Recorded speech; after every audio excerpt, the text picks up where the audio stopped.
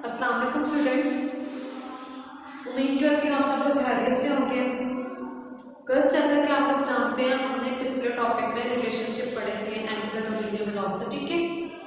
फिर हमने रिलेशन देखा था लीनियर और एंगुलर एक्सेलरेशन। आज हम अपना नया टॉपिक का आगाज करते हैं जिसका नाम है सेंट्रीपिटल फोर्स। सबसे पहले मैं इसकी डेफिनेशन एक्सप्लेन करूंगी एक एग्जांपल के साथ, फिर हम इसकी डिटेल की तरफ जाएंगे। स्टूडेंट्स, इसकी डेफिनेशन बहुत सिंपल है। A force that compels a body to move in a circular path called centripetal force. ये एक ऐसी फोर्स होती है जो बॉडी को मजबूर करती है ताकि वो सर्कुलर पाथ में मूव करे। इस फोर्स को हम कहते हैं सेंट्रीपिटल फोर्स। हम इसकी एग्जांपल देख लेते हैं, जैसे कि हमारी जो अर्थ है वो सन के इर्द गिर्द मूव कर रही है, ठीक है। तो अर्थ में जो फोर्स लग रही है, ठीक है, सपोज करें ये सन है और हमारी अर्थ इस सन के इर्द गिर्द मूव कर रही है। तो ये जो फोर्स होती है, जब कोई भी बॉडी सर्कुलर पाथ में मूव करती है तो उस बॉडी के ऊपर जो फोर्स लगती है, ठीक है, वो वाली फोर्स जो इस बॉडी को सर्कुलर, जैसे अर्थ सर्कुलर पाथ में मूव कर रही है, अर्थ में कुछ ना कुछ फोर्स लग रही है तो सर्कुलर पाथ में मूव कर रही है, तो वो वाली जो फोर्स जो बॉडी को सर्कुलर पाथ में मूव करने में मजबूर करती है, उस फोर्स को हम क्या कहते हैं, सेंट्रीपिटल फोर्स। इसके हम आगे जाकर डिटेल देखेंगे, फिर आपका कॉन्सेप्ट मजीद क्लियर होगा, ठीक है। इसकी एग्जांपल देखेंगे तो आप कुछ भी एग्जांपल लिख सकते हैं, जैसे कि इलेक्ट्रॉन है, ठीक है, वो न्यूक्लियस के इर्द गिर्द रिवॉल्व करता है, ठीक है, तो ये भी एग्जांपल है सेंट्रीपिटल फोर्स की, ठीक है। हमारे पास जितनी ज्यादा आर्टिफिशियल सैटेलाइट्स हैं, ठीक है, वो हमारी सपोज करें हमारी अर्थ है, तो आर्टिफिशियल सैटेलाइट्स हमारी अर्थ के इर्द गिर्द रिवॉल्व करती है, तो वो सैटेलाइट्स को हम मतलब फोर्सफुली कुछ सैटेलाइट्स ऐसे फोर्स लगाते हैं, परपेंडिकुलर फोर्स लगाते हैं ताकि वो सर्कुलर पाथ में मूव करें, तो उस फोर्स को नाम दिया जाता है सेंट्रीपिटल फोर्स, ठीक है। चलिए अपने टॉपिक की डिटेल का आगाज करते हैं, ठीक है। डेफिनेशन हमने डिस्कस कर ली, अब इसकी मजीद एक्सप्लेनेशन की तरफ जाते हैं कि कैसे बॉडी पे फोर्स लगाएंगे तो वो सर्कुलर पाथ में मूव करेंगे। सपोज कर लेते हैं स्टूडेंट्स, चलिए डेफिनेशन के बाद हम आ जाते हैं एक्सप्लेनेशन की। ये स्टूडेंट्स आप लोग का लॉन्ग क्वेश्चन है, बहुत इंपॉर्टेंट क्वेश्चन है, काफी दफा ये बोर्ड में रिपीट हो चुका है, ठीक है स्टूडेंट्स। अब सपोज कर लेते हैं स्टूडेंट्स हमारे पास इधर कोई भी एक बॉडी है, ठीक है, कोई भी इधर एक मास पड़ा, ठीक है। अगर हम ये मास मूव कर रहे हैं, ठीक है, सपोज कर लेते हैं इस साइड पे भी मास मूव कर रहा है, हम अगर फोर्स को इसी तरफ लगाना शुरू कर दें, ठीक है, तो इसकी वेलोसिटी चेंज हो जाएगी, ठीक है। सपोज कर लें कि बॉडी की कोई भी बॉडी है, ठीक है, ये वेलोसिटी से मूव करेगी आई, ठीक है।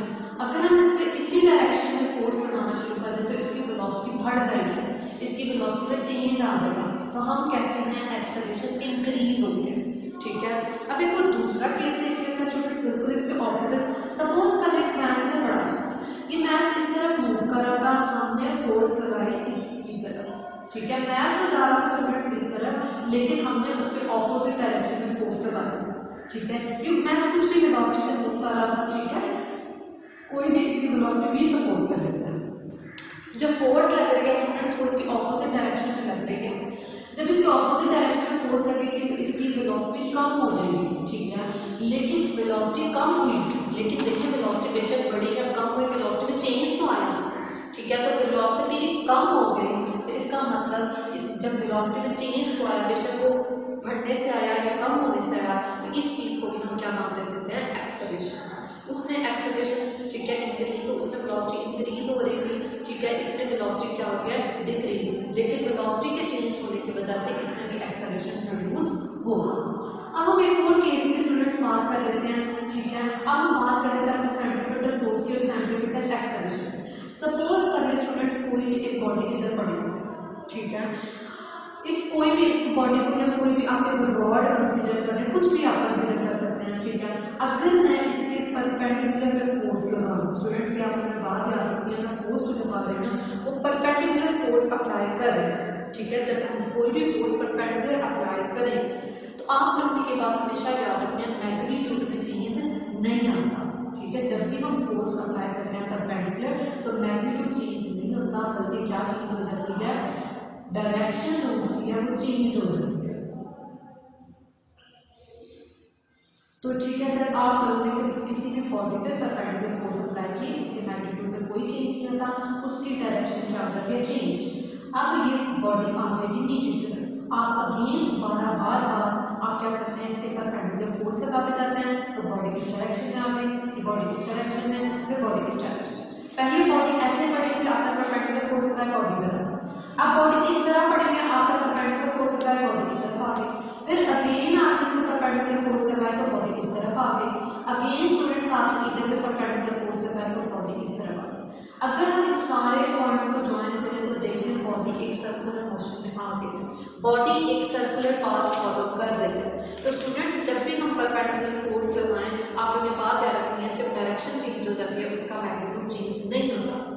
सेंट्रीपिटल फोर्स हम हमेशा जब भी किसी बॉडी पे लगाते हैं, ठीक है, किसी भी बॉडी पे परपेंडिकुलर फोर्स लगाते हैं, ठीक है, तो वो बॉडी सर्कुलर पाथ में मोशन करना शुरू कर देती है। इस फोर्स को, ये जो हमने परपेंडिकुलर फोर्स लगाई थी इस बॉडी पे, ताकि ये बॉडी सर्कुलर पाथ में आ जाए, इस फोर्स को हम क्या नाम दे देते हैं, सेंट्रीपिटल फोर्स। और दूसरा पॉइंट आपको क्या रखना है कि जब भी फोर्स परपेंडिकुलर अप्लाई की जाती है, उसकी वेलोसिटी का जो मैग्नीट्यूड होता है ना, मैग्नीट्यूड में चेंज नहीं होता, सिर्फ देखिए डायरेक्शन में चेंज आ रहा है, मैग्नीट्यूड वही रहेगा। ठीक है, ये हमने देखी डिटेल सेंट्रीपिटल फोर्स की। अब हम स्टूडेंट्स एक एग्जांपल लेते हैं, ठीक है, एक कोई भी डायग्राम कंसीडर करते हैं और देखते हैं कि सेंट्रीपिटल फोर्स का क्या रिलेशन है। स्टूडेंट सपोज कर रहे हैं हमारे पास कोई भी एक बॉडी थी, ठीक है, जिसको हमने नाम दिया था पॉइंट ए पे।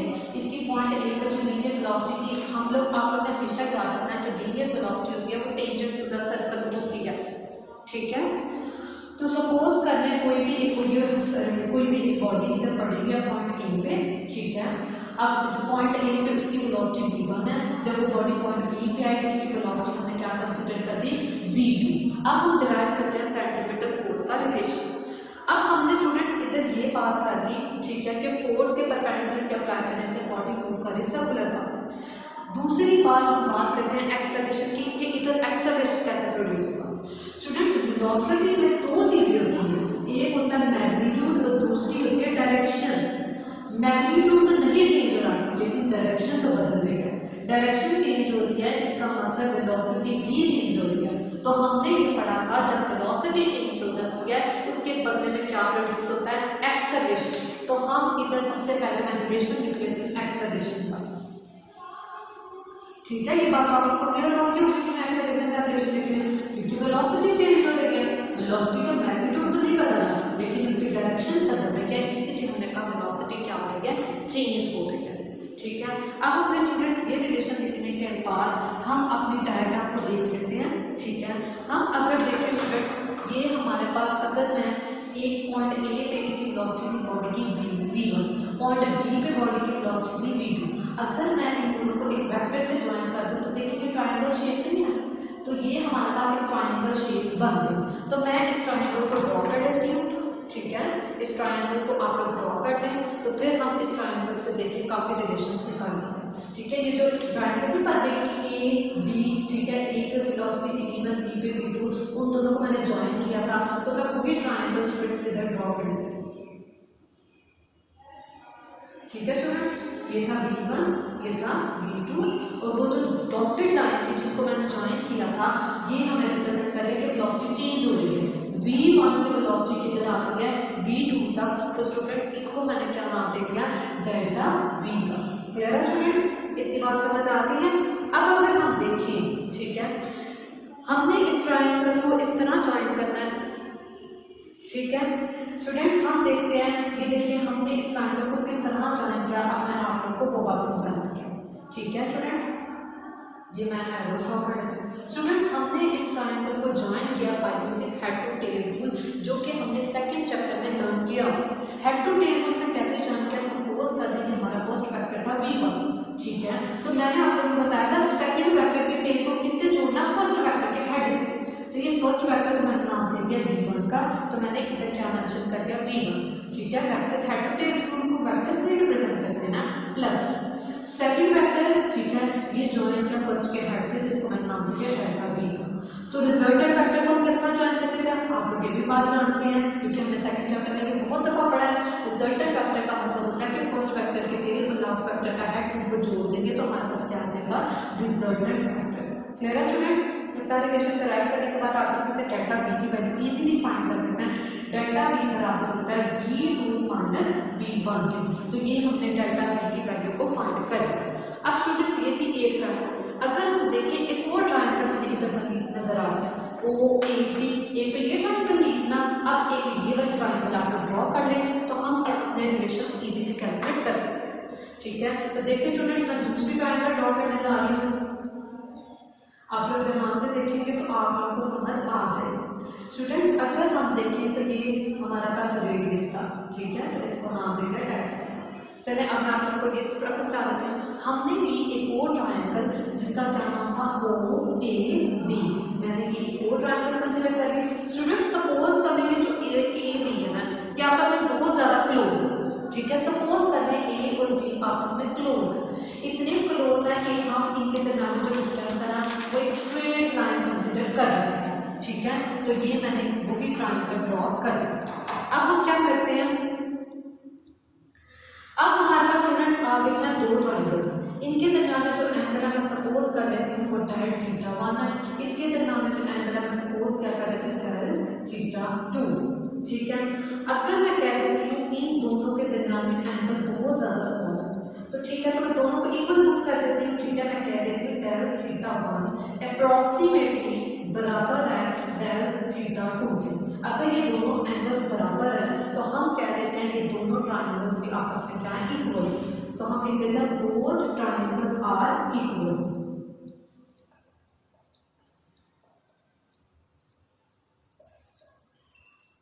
स्टूडेंट्स आप लोग जानते हैं जब ट्रायंगल्स इक्वल होती हैं तो उनकी अगर साइड्स की रेशियो दी जाए तो वो क्या आपस में क्या बराबर होती है। तो ये भी एक ट्रायंगल थी, ये भी एक ट्रायंगल थी, हमने कहा ये दोनों के दरमियान एंगल बहुत छोटा है, आपस में तकरीबन बराबर है, तो हमने कह दिया दोनों ट्रायंगल्स आपस में क्या है बराबर। अगर ये दोनों ट्रायंगल्स बराबर है तो हम लोग जानते हैं कि दो साइड्स की जो रेशियो होती है वो भी आपस में क्या होती है इक्वल। तो मैं इस ट्रायंगल के लिए दोनों की रेशियो ले लेती हूँ और दूसरी साइड वाले ट्रायंगल की भी इन दोनों की क्या ले लेती हूँ रेशियो। क्यों ले लेते हैं, दोनों ट्रायंगल्स बराबर है तो इनकी साइड्स की जो रेशियो होगी वो भी बराबर होगी। तो मैंने लिख दिया स्टूडेंट्स क्या है P डिवाइडेड बाय V1। ये फर्स्ट ट्रायंगल की मैंने दो साइड्स की रेशियो ली, अब यही सेकंड ट्रायंगल की दोनों साइड्स की मैं क्या होगी ratio del s divided by R। अब आप लोग सोच रहे होंगे कि del s कैसे आया। स्टूडेंट्स देखिए मैंने आप लोगों को कहा था बॉडी मूव कर लिया A से B तक, ये दोनों डिस्टेंस बहुत ज्यादा स्मॉल है, मैंने इसको भी कंबाइन कर दिया एक स्ट्रेट लाइन से। ये जो A और B के दरमियान में डिस्टेंस है इसको मैंने किससे डिनोट कर दिया डेल्टा x। ठीक है, इन दोनों के दरमियान हम सपोज कर लेते हैं जो भी डिस्टेंस है वो बहुत ज्यादा स्मॉल है। ठीक है, तो हमने उसको किससे नाम दे दिया डेल्टा x।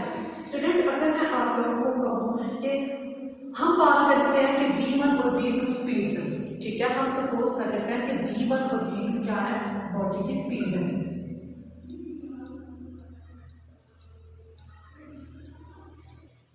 हम सपोज कर लेते हैं V1 और V2 दोनों स्पीड्स आपस में बराबर हैं, क्योंकि ये बात हम पहले पढ़ चुके हैं कि सेंट्रीपिटल फोर्स से मैग्नीट्यूड चेंज नहीं करती।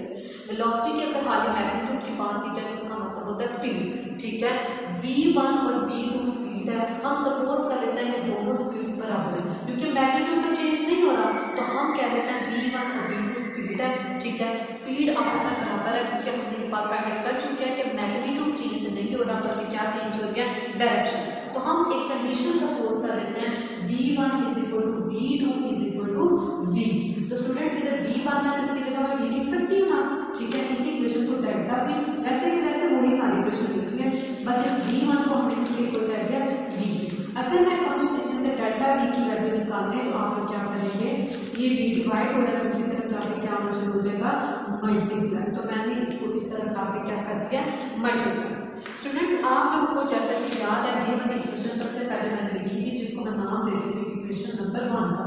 स्टूडेंट्स इस इक्वेशन को पुट करें इक्वेशन नंबर 1। ठीक है, इसी नीचे मैं लिख देती हूँ पुट इन इक्वेशन नंबर 1। तो देखते हैं हमारे पास क्या रिजल्ट आता है। ठीक है, थोड़ी सी स्पेस कम है तो चलो मैं इसको रेस कर देती हूँ, आगे से हम इधर चलते हैं। तो देखिए स्टूडेंट्स ए वैसे का वैसे, ठीक है, डेल्टा V की वैल्यू हमने कैलकुलेट करें delta S V divided by R, फिर डेल्टा T भी वैसे का वैसे।